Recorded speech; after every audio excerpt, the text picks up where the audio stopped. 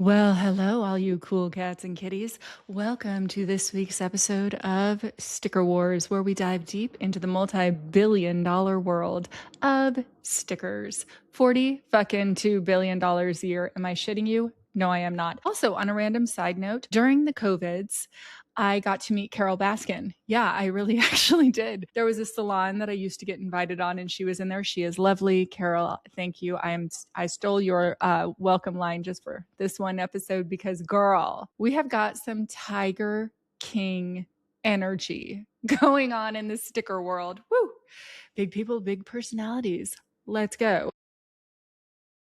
And so this week we are diving into what is currently happening with Sticker Wars. Whoa, it got so political. You guys, are you serious? Oh, yeah. I have never discussed politics ever in any of my businesses. Just wasn't necessary. It all started, of course, with Stickergate, where our biggest competition went hyper political, very, very pro-Trump and incredibly offensively against Kamala Harris, who he refused to call by her name and instead referred to her consistently only as Biden because she, and I quote, did not deserve any name recognition.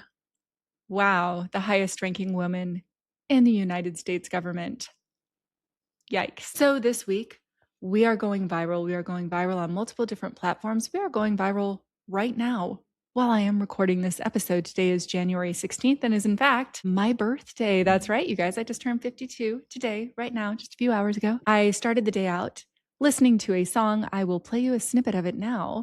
It is a song by my good friends at the band Magic Giant that they sent me a very long time ago as a birthday present when I gave them like 500 free stickers when they were just starting out. As many of you probably know, Magic Giant went pretty big as a band and are in fact very good friends of mine. And they wrote me this. Happy birthday. Happy birthday.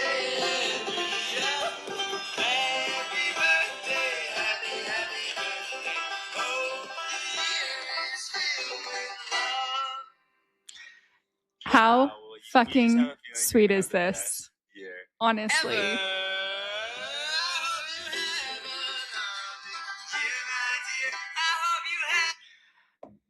That actually should be what our birthday song sounds like. Instead, we sing each other a death march for the musically challenged every year at birthday. It does sound like a funeral song. Happy birthday to. So when Magic Giant, my friend Austin, who's the lead singer for Magic Giant, sent this to me, I was like, what? For the last 15 years, that is the first thing I listened to in the morning, and today was no different. So without further ado, let's dive in to why we're going viral. Holy smokes. So a long time ago in a land far away, my biggest competitor obviously emailed his fucking 5 million person mailing list. He is the one that released that figure that they have a 5 million person mailing list. I'm like, let's go, brother. I want a fucking 5 million person mailing list. Go sign up for the Sticker Junkie mailing list if you are not yet signed up for the Sticker Junkie mailing list. And he emailed all those folks and said, hey, go buy a t-shirt to show your support of Donald Trump. And I was like, wow, that's choices were made. Then they went very hyper political on their Twitter. Most of you guys already know this, but we're having a lot of new listeners week on week. Do not worry for longtime listeners. I'm not going to tell the whole story. New listeners, go back. New listeners, go back and check out the antics because you will literally not believe it all. And on top of all of this, while my biggest competitor is crashing out over his love for Donald Trump, I would love to let you know that I was a contestant on The Apprentice and I know Donald Trump personally. It is a wild story, and we're picking it up from right where we're at. I kept seeing Anthony Constantino, the CEO of StickerMule, also the co-founder of StickerMule, who is the very biggest player in this space. They currently have 1,000 employees. Okay. 1,000 employees is going to be about $100 million a year, at least in annual payroll if you have 1,000 employees in the United States. So for any of you listening on audio only, I have a calculator trick that I'm showing to our friends on YouTube.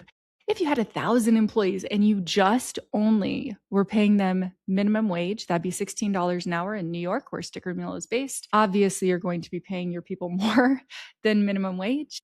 And if you think about the types of jobs, you have engineers, designers, mechanics, production crew, managers, a legal team, a marketing team. These are not minimum wage jobs. A lot of jobs at a company like this are absolutely not minimum wage jobs. However, on minimum wage with 1,000 employees in the United States, you are looking at $45 million in annual payroll. They are not paying their people minimum wage. So it would be reasonable to expect that their payroll at least would be $100 million annual. And payroll, by the fucking way, not the only expense of a company. So this is a large, large company. No matter which way you dice it, I have no idea what their actual numbers are, but I do know how much it costs to employ 1,000 people. It costs a fucking lot. That's how much it costs. And so when I say like, oh, stickers is a multi-billion-dollar space, Anthony, my good friend over at StickerMule, for reasons best known to himself, has started to share a lot of financial information on his Instagram. Like what? Okay, cool. Choices are being made. So he put $5 million of his own money into a primary campaign to potentially win the Republican primary in his district of New York, District 21, so that he can run for Congress. Okay, so this is not $5 million towards a campaign in Congress right now, from my understanding. It's a $5 million campaign to win the primary.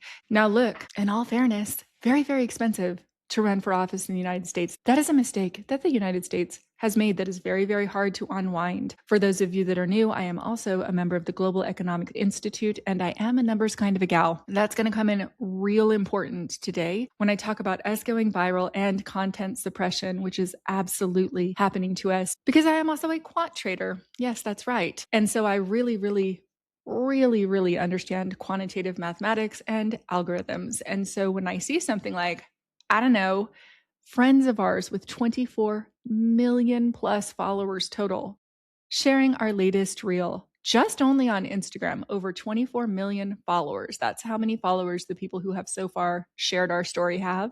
And it only had 27,000 views this morning. And I was like, whoa, that is not a correct number. That means something is happening somewhere where this is not getting pushed as hard. Now, there could be a whole lot of reasons for that. I will go into it a little bit more later, right? It might just be a thing where Meta is wanting you to pay advertising dollars to boost your reel, and we don't do that because we only take organic traffic. So there could be all kinds of reasons that the data is getting suppressed. Could be because it's political, like who the fuck knows. TikTok actually just declined to run our reel with no guidance as to why. It just says violates community standards, no understanding of how. And I'm like, okay, cool. So in the reel, Anthony, having gone hyper political. If this is your first podcast, don't worry. I'm not going to drop the thread on any of it. I know I started to talk about how he's sharing how much money that he has and that he's running for Congress, and that we're going to talk today about like going viral, how to go viral, how to massively, very quickly increase your followers, etc. And so for first-time listeners, I'll pick all those threads back up before the podcast is over. So let's dive back in to Anthony talking a lot about money. When Anthony shared that he put that $5 million in for his primary campaign, I was like, whoa, wow. For me, because I don't know anything about anybody else's personal financial preferences, all right? Okay, I talk a lot about money, etc. This podcast is called The Making of a Billionaire because any billion-dollar industry, the biggest company in that industry is going to be a billion-dollar company, right? If you have a $42 billion space and I'm the biggest sticker company in that space, I'm very likely going to have a billion-dollar company. So Anthony himself has a very large company. I have no idea how big it is. I have no idea how many sales that they do. I do know it's a very large company, obviously, because it's a very large company that employs 1,000 people. So in that, I was like, do you know how much cash I personally would need to have to casually put $5 million liquid cash into a primary campaign where I'm not sure if I'm even going to get my party's nomination for that district? A fuck ton. That's the correct answer for me. A very lot. And then just this week, Anthony shared that he got a $9 million tax refund this year because he had overpaid his personal taxes by $9 million. And I was like, wow. That's a weird flex. So he was proving some kind of point that like not only does he pay his taxes, but he pays so much in taxes that he overpaid his taxes. I do not know if this was a multiple year refund. I don't know anything about the situation, but I do know that the check said 12/24 and it was a check for essentially $9 million. And I was like, that is a very weird thing to share to me in a year where you laid off very, very lots of many people. I don't know if I lived in a small town where I personally had fired 68 people that I would be sharing that I had that kind of wealth. Like I live in a small town part-time. I've lived part-time in Sedona, Arizona for 22 years. And I don't know, just me personally, probably not something that I would share. Also, though, me personally, when I have a 7x spread in my company. So, as the CEO of my company, on base salary, I will never make more than 7 times the lowest paid employee in my company. I talk a lot about a living wage. You can check out stickerjunkie.com/living wage. I am not going to go into that in here, where you can figure out actually what your budget is, how much money it actually costs to live, etc. But wow, if I was making the kind of money that I would need to be making to get a $9 million, like you just, oopsie, you overpaid your taxes. I'm guessing he fired that accounting firm. Like every person in my company would be so wealthy. And we had a very transparent talk among our talking heads, which is what we call our C team over at Sticker Junkie, about like exactly that. When our company is making just, $100 million plus, everyone in the company is going to have zero fucking concerns about money. We will have in-house daycare. We will have an in-house restaurant. It will be vegetarian because I am vegetarian and I do not like the smell of cooking meat. But, everybody do you. We're paying for the food as a company. It's going to be vegetarian and it's going to be fucking delicious because I am a foodie. So I'm a very quality of life person. And I'm a very I think that what people meant when they say make America great again, I believe that what they actually are hearkening back to is kind of the environment that I grew up in, this incredibly idyllic. I grew up in San Diego in the early 80s, late 70s, and San Diego at that point was in a drought. And so it was literally like sunshine and 70 degrees every day of my childhood.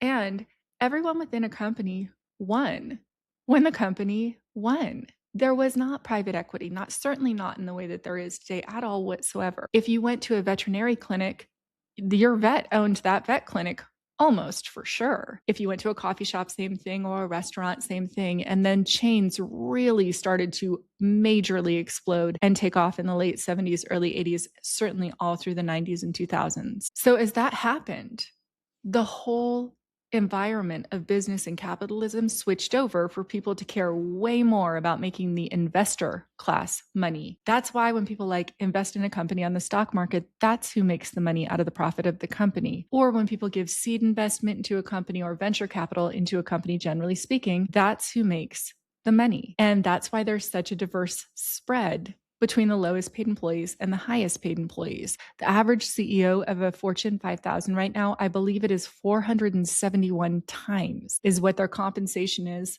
over their lowest paid employee. That's cuckoo pants crazy. Now, as the owner of the company, am I going to make way more than everybody else? Yes, fucking of course. It's my company, right? But if I'm making the kind of dollars that I believe that we'll be making in Sticker Junkie very, very soon in the next 2 or 3 years, everybody is going to be doing very well in my whole life, in my whole universe, and in my whole company. And guess what I get in return? The best team, the most fucking dedicated team, a team that makes magic happen, which we are going to talk about a lot this week when we get into the fundraiser that we are releasing today with Heretic Coffee. We fucking put that whole thing together that you're going to see with that in less than 48 hours. I believe it was within 36 hours. My team is ridiculous. They are amazing. We can do anything with the team that I have at Sticker Junkie. It is incredible. We are incredibly proud of what we are building over there. And everyone on my team understands okay, more raises come when we hit 4 million in annual revenue, which we should do by the end of February. They're getting raises at the end of February either way. Healthcare comes in when we hit 6 million in revenue because all these things cost money. So right now we're making $2 million in annual revenue at Sticker Junkie. It might, at the end of this month, I'll calculate out what we're at by however much we did this month. It might be 2.4. Again, it kind of is fluctuating, but we believe that we'll stabilize in to about $12,000 a day in revenue by the end of December because of the clients that we're onboarding right now and the new initiatives that we're onboarding right now, like the fundraiser. But first, let me tell you again about the reel that's going viral. So, Anthony Constantino, my biggest competitor. If you have not yet seen that reel, go to Sticker Junkie on Instagram or Threads. It is pinned to the top of our profile, and you will be able to see what is going on with that reel. It starts out, well, I'll just play you the first 18 seconds so that you can get the vibe. So, the voice that you're about to hear is the co founder and CEO of StickerMule. Yes, it is Anthony Constantino, who is running for Congress. And then you're going to hear my voice come in. Sick Democrats, they try to attack my company, which scares people away. People see the way you sick Democrats treat my company. Okay, see, because I thought that the problem was that StickerMule had created a bunch of professional-looking reels to help facilitate bringing back the R word. I thought that's where the problem was, but it's the Democrats. You say, well, what do you think about the Democrats, Anthony? Then he proceeds to say just a one wild thing after another, that Tim Walz should be in prison, that the Democrats, all of them, killed Charlie Kirk. I'm like, wow. Wow. Okay. So not a deranged gunman. The Democrats, all of them. I'm like, okay, that's a hot take. Interesting. And at the very end, he says something else real wild. So we're just going to play that little clip for you so that you can hear it in his own words, because I did not want to paraphrase what he is saying. Unfortunately, it wasn't long enough to put in obviously everything that he said. In one of the reels, he talked about Rob Reiner's death being caused or very heavily contributed to by TDS, which is Trump derangement syndrome. And I'm like, ooh, there's hot takes going on right, left, and center on his Instagram. So then, and I truly wish that I just had time for everybody to watch this whole reel in its entirety, because in this reel, he is talking about a conspiracy theory around the very real, very true fraud that took place in Minnesota. The ringleader of that fraud, in fact, is in prison. And I think it's like 89 people are either have been prosecuted or are in the process of being prosecuted. And so, do people from all different races and nationalities commit crime? Yes, absolutely, yes. However, Anthony is of the opinion that Tim Walz should be in prison because he is in charge of this criminal ring. It's wild. Watch all of his videos yourself at AC132, which is what he is on Instagram.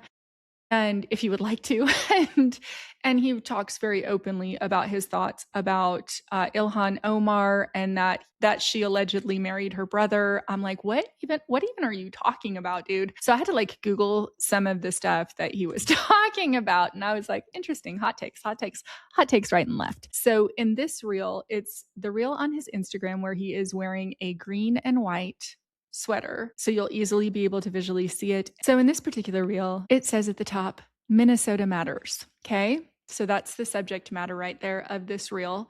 And this is the message that he has for the Democrats. Very sick of people that support the Democrat Party. You either change your registration and get with the program, or no respect for you. That's all I'm going to say.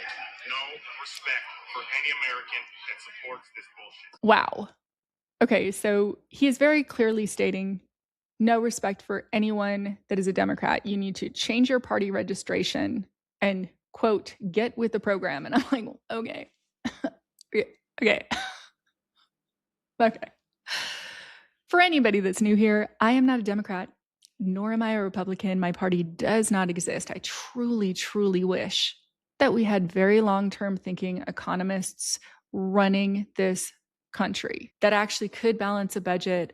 I just had David at our office make a sticker this week that says, make politics boring again. Politics are not supposed to be where we're getting any type of entertainment value, any type of anger surge, like whatever. And so to have a political party in power right now who is touting small government, like, oh, Republicans are the party of small government. I'm like, small government does not want to know what you're doing in your bedroom, and they most certainly are not going door to door and telling people that they need to have their quote papers. You guys, let's not. However, this is not a political podcast. You can go watch Heather Cox Richardson or some other political podcast for very accurate information. I also really like Peter Zion as well. I like a Gen X hiker who's going to give me very straightforward information that is, everyone has their biases, but that is just relatively unbiased from both of those news sources. But however, boy, it's just only to my advantage that my biggest competitor is going very political. And he's talking a very lot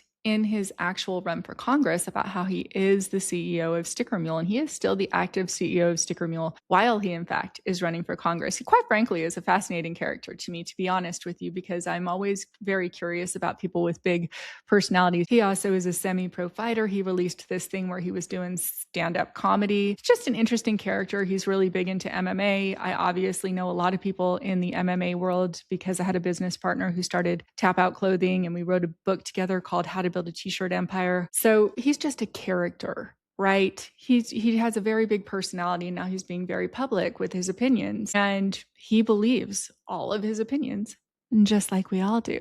However, when I talk about people that I know who are Republican or independents or hyper MAGA or very, very to the left, wherever it is that somebody falls, I really do always say, number one, they do not see the same feeds that we do. They do not see the same information that we do. So when somebody gets really mad about anything that anybody has in their own back pocket as their political opinions, I would also I'm always really mindful of, like, they don't see the same information that we do. That's why it's like genuinely shocking to some people when someone has a very, very different opinion than them, because they have only seen the information that the billionaires in the algorithm have allowed them to see that goes with their own perspective and point of view. So a lot of people are like, oh, you can just Google this. And I'm like, what? But Google is going to give you a search result that you are super likely to click on. So that's going to be a very different search result depending on the type of content that you watch. Anyway, that really is a whole other podcast for a whole other time. But it's really fascinating to me when people do get really segmented into a particular pocket of information and then don't appear to be checking the whole swath of what's going on. And that seems to be the case here. So in that particular reel, which is going viral, I was like, oh, hey, baby, what's your sign? Guess what? I'm Gen X and I'm a professional slogan writer. Literally, like, I've made my whole life selling slogans, mostly on t-shirts and stickers. Yeah. So while I do own Sticker Junkie, I also own a company called Delinquent Distribution. And if you were ever in a hot topic in the early 2000s, 40% of the shelf space was mine, with those snarky word t-shirts that said, like, I'm bad with names. Can I just call you dumbass? Yeah, those came out of my pretty little head. I used to have superhuman powers, but my therapists took them away. That topic has just re-onboarded my whole catalog. So right now you can buy a lot of my old Delinquent Distribution t-shirts back in Hot Topic again, because the early 2000s, guess what? They're retrending. If you are with me, Gen X, holy fuck, how the fuck did that happen so fast? We are getting older. We really are. 52 today. Anyway, in the very early days of the podcast, I used to say something all the time. Don't pick a fight with a Gen Xer who's funnier than you are. Don't do it. Just don't do it. It will not go well for you. And while most certainly StickerMule hasn't really picked a fight with me, they did, because I'm fucking petty. I am petty as fuck, and I have the memory of an elephant. So we did that reel in that style, in that sort of Gen X on a playground, riffing it back and forth. When somebody says something, you just say something really clever back. I would be unsurprised if Anthony does a similar reel about me at some point. However, I am funny and I'm a Gen Xer, and that would be just fine with me, because I would make something completely fucking hilarious out of it. I would do like a stitch with it and make it super funny, which, by the way, I already did when he responded to my very first green screen reel that Hayden created. I created a back and forth reel as if I was responding to his response to me. And then he never responded to me again after that. I don't know why. So if he responds this time, then I would respond. But I have made no secret of the fact that I have a full-on treatment for the StickerWars TV show, and that it would be a million times better if Anthony was also on that TV show, so that we would have the juxtaposition. Because just as much as somebody really agrees with me, I am very, very pro-choice. I am very, very much an ally to the LGBTQ community, period. So a whole lot of people will be like, yes, me also. Yes, yes.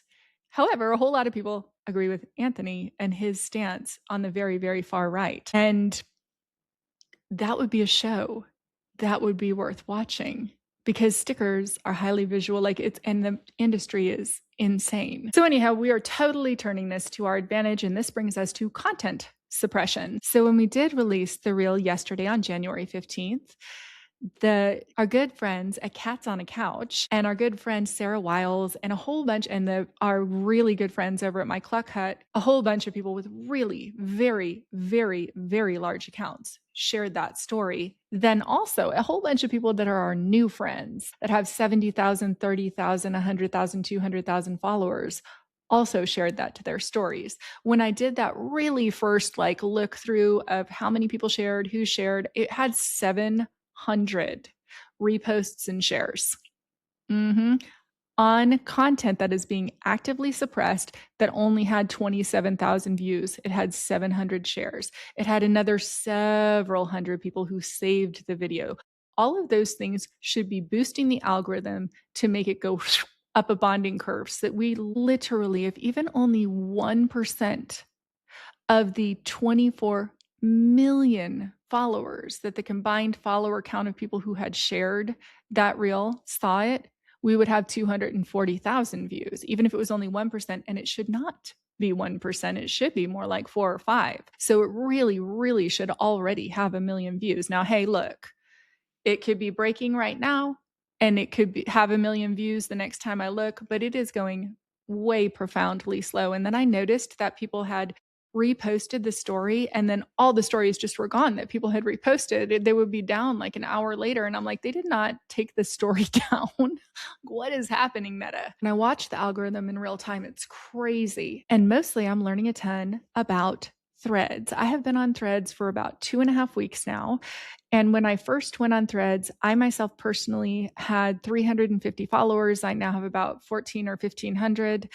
And Sticker Junkie had 6.2 thousand followers. And today, on January 16th, we have 14.4 thousand followers. And I'm going to start sharing my follower count week on week because I think it's going to really start to spike. Sticker Junkie last week had 26.2 thousand followers. And right now this week, we just only got 400 new followers which is a little bit weird. That's like a little bit slow for how much viral content that we've had, but it just is what it is. And that's what made me start to wonder if there was content suppression going on. And then I could literally see it happening in real time on Threads where they just shut off your algorithm. I also took a bunch of screenshots of what happened when bots started interacting with my content on Threads, and they were very clearly programmed to watch the whole thing and not like or comment in any way. What that does is it informs the algorithm that my content is not interesting, right? Because it looks like a real person like watched this reel, and then I get thrown in like Threads jail, etc. And a bunch of people that's happening to over on Threads. So now I'm just documenting it and watching it and doing the best I can within a sort of suppressed content. And I am in a position where that is just working out just great for me. That's working out totally fine. That's working out A-O fucking K by me. Do you know why? Because there's only so much new business that we can actually handle at one time because we produce a product in-house. We manufacture everything ourselves. We do all of the web development and build out in-house ourselves now. We do all of the production of the actual stickers in-house, customer service in-house. Everything happens with these 16 people. Of course, we're going to very quickly increase our staff, our amount of machinery, our amount of equipment. We're moving into a larger location in March. Like everything is scaling really fast, but there's only so fast that we can actually purchase and land new equipment, right? If we want a new cutter, these are Mac fucking daddy cutters that we have. The cutters that we buy are anywhere between $80,000 and $140,000, depending on if we're buying a Suma or a Zund. They are ridiculous. They are fast. They are fast. We use our cutters for stickers, but some of them, if we get the correct routing gear with it, can also cut acrylic keychains, all sorts of things. So there's a bunch of different expansion routes that we're going to come into in the next few years, but there is only so quick that you can do that type of thing. So when I talked to Brian, our chief operations officer, Mr. Brian Burling, who came to us from Jinx, I owned the exclusive sales rights on all of the merchandise for Minecraft, World of Warcraft, Call of Duty, The Walking Dead for years and years and years and years,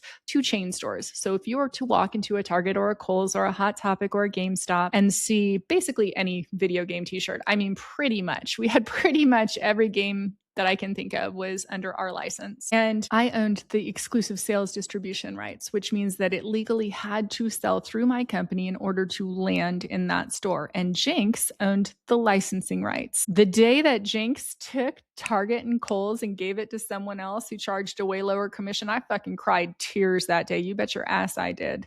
So somebody out there's like, no, wait, I was selling those t-shirts. I was like, only after they took Target and Kohl's from me, baby. I had the exclusive on all of Blizzard Gaming, World of Warcraft, StarCraft, Diablo, everything. It was the best thing possible. Brian was employee number one over at Jinx and worked his way up to the director of operations. He is now our chief operations officer at Sticker Junkie. And when I was like, Brian, I'm basically like just going to stay and work my fucking face off night and day and make every sales call that I can and make every connection that I can and get hooked up with every big company that I can right now. Like I've been reaching out to get hooked up with PBS and NPR, Planned Parenthood, Trevor Project, etc. So if you're watching my podcast and you're from any of those places or you know anybody from any of those places, why don't you go ahead and introduce them to me? I would love to know them. Just DM me. I'll see your DM.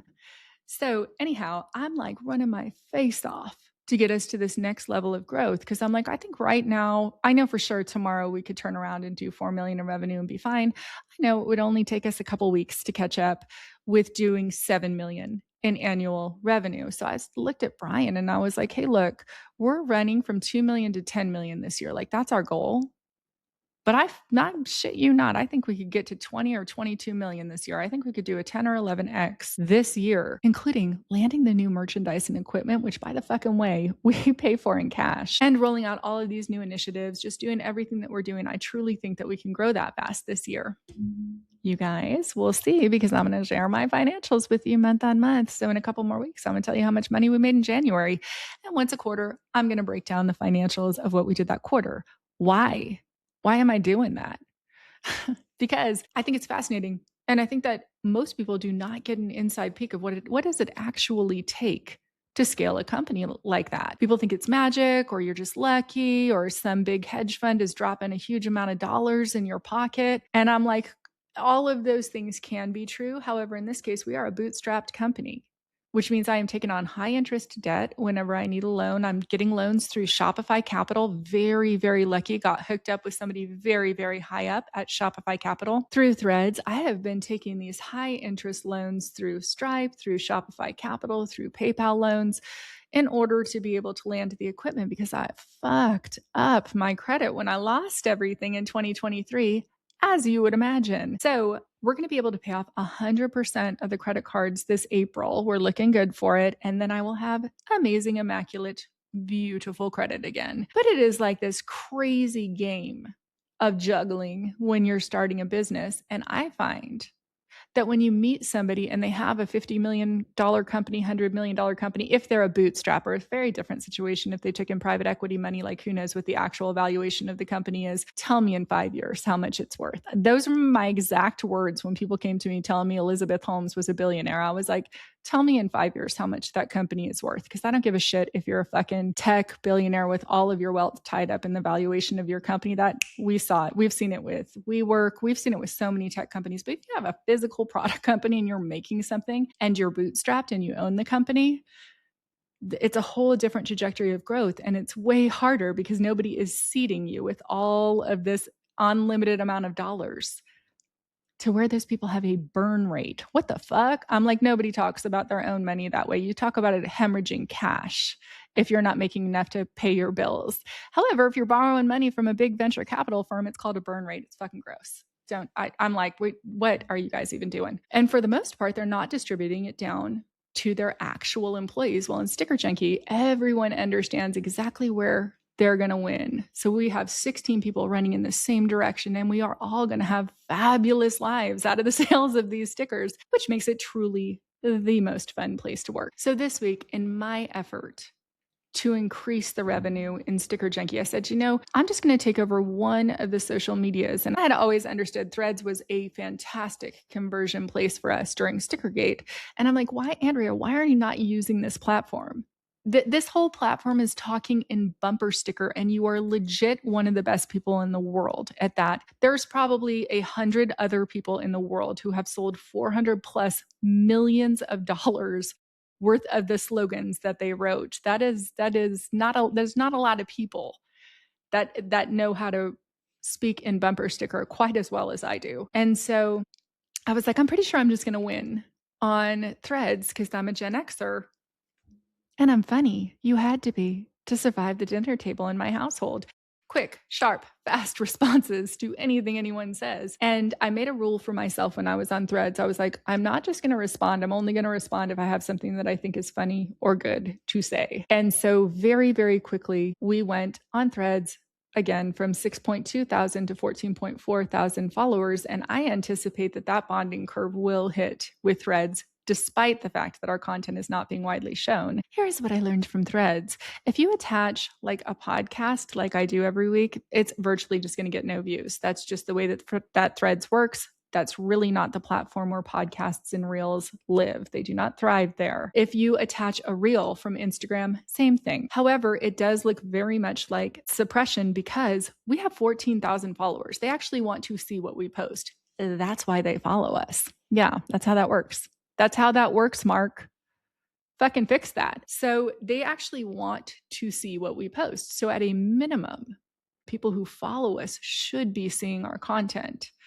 Now, I understand you have to have an algorithm for if somebody posts like 40 times a day, but we post 1 to 3 times a day. So mostly people want to see the content that we are posting. And yesterday night, when I posted the latest reel, which is fucking banger, I was noticing that I was only getting like 30, 40, 117 views. Then it was like 30 views, and we had 5 likes for 30 views. And I'm like, that's a really high like rate. So I went in to Threads and just said something really clever, which I do very often when I post a reel. And I also understand reels just do not get the same amount of attention for their algorithm. And I'm like, cool, I can create my own attention. You guys, I came in here to read the technique that I use whenever something isn't getting enough attention, the reel isn't getting enough attention. Now, truly, we are in Threads jail a lot. Our content gets throttled a lot by Meta. However, when it does, and I want people to watch a reel, which you're just not going to get as much attention on Threads anyway for those, because that's not really what the platform is built for.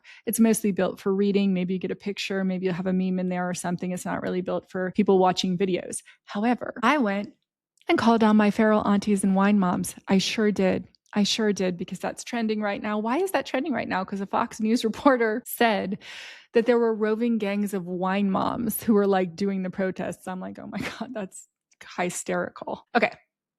I did a post that was tagged StickerWars and that said wine moms and feral aunties. I'm in Threads jail again with our brand new insane Stickergate reel pinned to our profile. Swear it's worth the rabbit hole. And then a whole bunch of emojis like the little looky eyes, a what the fuck face, a popcorn, some wine, a monkey, because Sticker Junkie has a monkey as their logo, and a heart, a yellow heart, which is my signature. But then I totally forgot below this one more thing that my competitor did yesterday. You guys, he released a t-shirt that says support Ice Ice Baby. If you're watching on YouTube, you're going to see that image.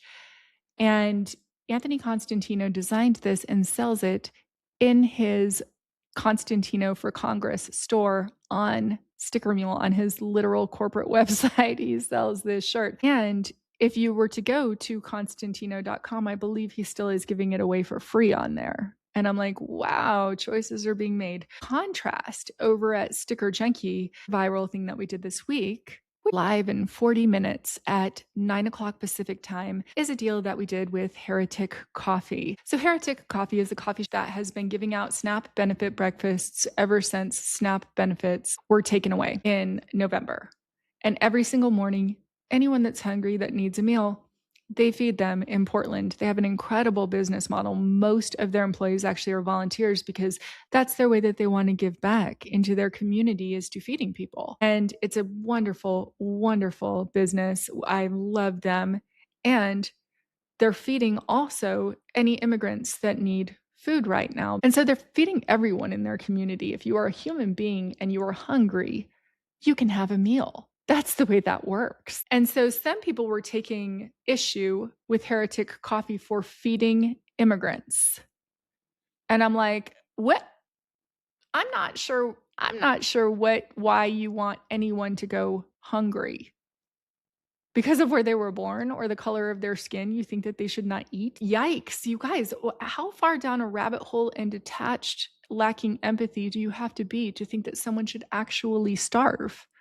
That is fucking wild to me. That is a hot take. I said something like that on my Instagram, and one of my friends who's MAGA reached out to me. He's like, "You're a part of the division." And I'm like, anybody that wants to take children's food out of their mouth or people's food out of their mouth can fuck all the fucking way off. I don't care if somebody is a drug addict. I do not care what country that they were born in. I do not care what color they are or what language they speak. If someone is hungry and they are in my community, I would love for them to be fed. I would love for everyone in the world to be fed when they are hungry. If there is something I can do in my community about feeding somebody, I'm going to go ahead and do that. And I am not going to ask them any questions about anything. And so this woman made this comment and did not put in a very essential comma.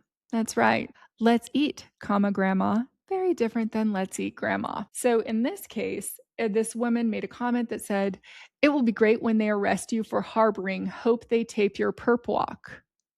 No comma. What she meant to say was, "It will be great when you get arrested for harboring."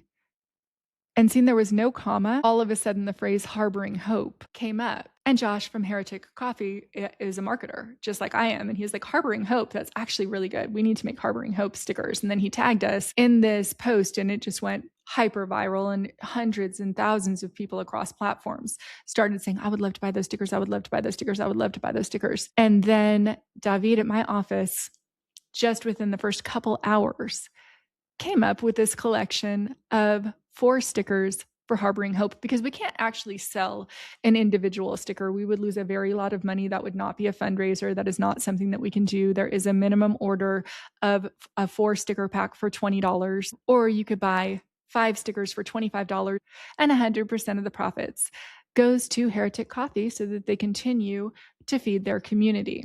That's right. But for us, just to get back to the actual nitty gritty of business, for us, and this is the reason why, like, most sticker companies do not do one-off sales, because it would cost us $12 to grab one $5 sticker, put it in an envelope, get it correctly shipped, get the label done, get the artwork done for it, print the sticker itself. It would cost us way more if we were just doing one. It would cost us way more. Basically, for us, with what our overhead expenses are, with the way that we build our tech out, any order that we make, it doesn't matter if it's 50 stickers or if it's 1 sticker. It costs us the same amount of man time to have somebody do a proof, to set it up, to put it on a sheet, to get that sheet printed, to then put the sheet on the cutter, to then pull the stickers out of the sheet, label the envelope, put it in an envelope. And there's a whole lot of people that don't understand the metrics and financials of business. That's why I explain it to them, and they're just bitter. They're like, "Why can't you do 50 stickers for $9? I'm like, "Because it costs us $42 to print 50 stickers." So when a company is doing that,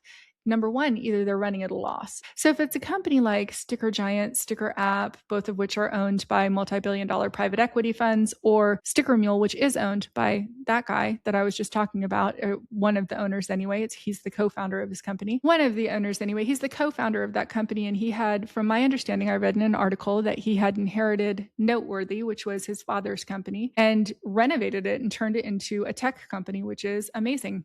I don't take anything away from that. That was a very important thing that he did for his business. And so if it is a large company like that, it's called a loss leader, which means they think you're going to order at some other point in time. That deal is only for 50 stickers, and most likely you're going to attract a whole lot of people who need thousands of stickers. And that's where you're going to make your money from. So it's just a loss leader to get new clients. However, there's a bunch of cool sticker printers that are fucking rad that really have businesses about the same size as ours, but they don't have the tech integrations. And so their overhead costs are just simply not as expensive as ours. So they run fantastic sales all the time because that works with their numbers. Ours just doesn't work with our numbers. Also, because we're in San Diego, it's an expensive place to be domiciled, and we're striving to pay a living wage in San Diego, which is $32 an hour. So our overhead costs are just all going to be more expensive because of that. But if you're somebody who needs a small run of stickers, I love the guys over at Hub City Slaps at hubcityslaps.com. They have fantastic quality, and they have a different business model than we do. So it totally works for them to do deep discounts for artists. They're super fantastic for that. If you need like 10 stickers or 25 stickers, or if you want a super big discount sale on 100 stickers, they actually can just afford to still make a profit when they sell them for like $28 for 50 stickers or something. So anyhow, we're off in the weeds of how the sticker world works, as we will always be, because that's what the whole fucking podcast is about. So this week when we had that viral flash in the pan moment to be able to work with Heretic Coffee to do a bunch of fundraising for them, we'll obviously share with you guys how much we end up making from that. This is something that we have been wanting to prove out for a long time. We want to do something like this for other companies that are very aligned with our own American Suicide Prevention Foundation. There's just a whole bunch of cool companies that we would love to do something like that with as part of our business model. And so this just fell into our lap as the first test case. And I'm going to know by the end of the day on my birthday how that actually went. I think it's going to go really fucking good, if I'm being honest, because the designs are super cute and it's a cause that people are passionate about. So we created this page, which is a public landing page that anybody can go to and buy the stickers for Harboring Hope. And I just love them. I love the way that all of the designs came out. We did some that's like something about feeding people, and it was a snarky little quippy line. We did another one, which is a slogan that Josh from Heretic Coffee had came up with, which is everyone is worthy of a latte. And I was like, fuck, I love that one. And then David on our staff had done these Day of the Dead style stickers before. I think it was for one of our Cinco de Mayos. And if I remember right, like we didn't give that many of them away because he came up with it like right before Cinco de Mayo. And we rotate our promo stickers at Sticker Junkie like all of the time.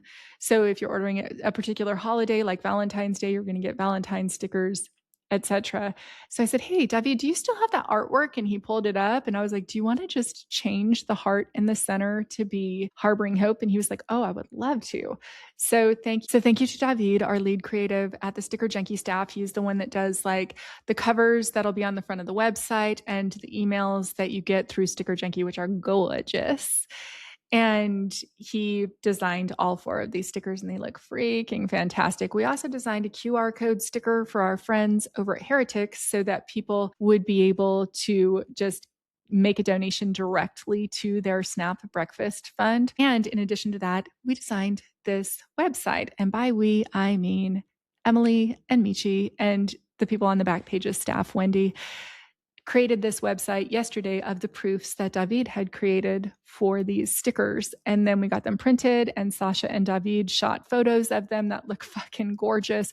And all of this happened in 36 hours and it is launching in 28 minutes. So I will know very soon how it went. And now we have this whole new testing ground of a way that we can help facilitate giving back. Now, this one we're running just as like a test to see how we can do it in the future. But of course, we'll incorporate that into our business model because obviously we cannot afford to do this for free, especially something that goes viral. So we do have to compensate for the costs of doing this. And then we are a business and we have to make a profit. So we're playing around with how we can integrate this into our business. And I'm very, very, very excited with what we're coming up with. But already a bunch of very cool companies are like, yo, we want to do that. Yo, can we do that? Yo, we would love to do that. We have a fundraiser. We want to raise money for this. And I'm like, you sure can. You sure can. So this is absolutely going to be something that we roll out more widely. Of course, at first, this will have to be done with larger companies that have a big presence on social media that are really going to be able to like do something that is people are going to immediately want to buy, like NPR, like PBS, like Planned Parenthood. So those are the types of companies that we're reaching out to right now to incorporate a really similar program. So we're going viral in 2 different ways. I have to wrap this up because, like I said, we're launching this in a few minutes and it's my freaking birthday. I was going to go hiking this morning with my very good friend who is the founder of 15.5, a company that I very strongly recommend people use. He is not paying me to say this. It's a fucking awesome company, especially if you have a team of 10 people or more. It allows people to give feedback to what's going on within the company and helps you understand the cadence of what everybody in your company is thinking. And I had to postpone, so I need to finish what I'm doing. I need to take Rico on a hike. I need to come back here and have a glass of wine and build Legos because, girl, that's what I'm going to do. Actually, I might even have a shandy because it's a beautiful day in Sedona, and you know that mommy loves a shandy. I really do. Beer cocktail. It's a beer cocktail. It is an IPA with fresh cut berries, as well as a little bit of very high quality lemonade. And it is the most lovely beer cocktail that you'll ever have. I also squeeze in a little bit of fresh squeezed grapefruit juice in it. Ooh la la. My fucking mouth is watering like Pavlov's dog right now. It's ridiculous. And I'm gonna get my very favorite Caesar salad from Vespa Cafe. in Sedona. Free shout out to you guys. It's so fucking good. They have this vegan Caesar dressing that I actually do eat cheese, but theirs just happens to be vegan. It's so good. And I get some hard boiled eggs on there and some avocado, and my mouth is watering again. That is what my day looks like, friends. It looks really, really good. And hopefully, all of this virality that we're experiencing is going to translate into sales. But as I started to say earlier with our content suppression, that really probably is a good thing, because if we went truly viral, if we went hyper viral, if we got 20 or 30 or 40 million views on something or 12 million views on something, that would generate more business than we actually could onboard. And right now we're getting such a nice flow of new clients. And it's not just new clients, it's really fucking cool clients. It's like cooler companies, people in very large companies that just have a very cool ad department. We're getting a lot of agencies. We're getting a lot of breweries, tattoo shops, distilleries, coffee shops, etc. A lot of design studios. It's a very, very fun time. And of course, we're getting a lot of new clothing brands. Our friends over at Two Crow Collective, shout out to you guys, who do great work. And it's just a fun time. I'm having such a blast meeting people on Threads, connecting with them. I'm about to learn Reddit next week. That's my newest adventure.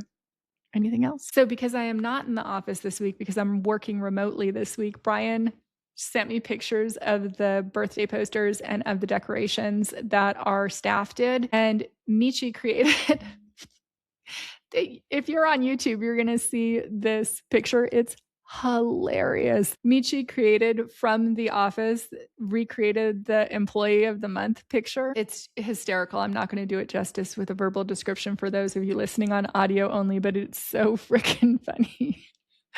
So, biggest happy birthday to Mr. Brian Burling, Chief Operations Officer, my business partner over at StickerJunkie.com. I do not know what we would have done if you did not come on board for this wild ride. So, thanks to Brian. Thanks also to his whole entire family, who obviously made a sacrifice this first 18 months of him being in the company. And I'm very excited that our numbers are starting to skyrocket so that everybody can start to get paid appropriately over at Sticker Junkie. And we are really transparently going to bring you on that journey, because it also helps with everybody not to have fucking insanely unrealistic expectations when they're like, I want it to be the fastest thing and the best quality and $9 for 50 of them. I'm like, okay, that's not a possible thing. And then they get on and write 1-star reviews, and you're like, dude, that's not a possible thing. You don't get all of those things. Just for someone to do your proof is going to take 15 minutes of one of my employees' times. And if they're making $32 an hour, plus all the benefits and stuff, that's going to cost $12 of their time if your proof only takes 15 minutes. So when people don't understand how much things cost, I feel like they complain way more. And when people do understand the cost of stuff, they're like, geez, you guys like knock it out of the park. I'm like, we really do. We really do. So anyhow, if you are one of the feral aunties and wine gang, or one of our super cool dudes that listens, and you helped us go viral this week, the biggest thank you to you ever. We will join you next week, where we tell you more and more of the intrigue and insight from the madcap's multi-billion-dollar world of stickers. Grab your popcorn, grab your wine, and as always, I will come in piping hot with all of the tea.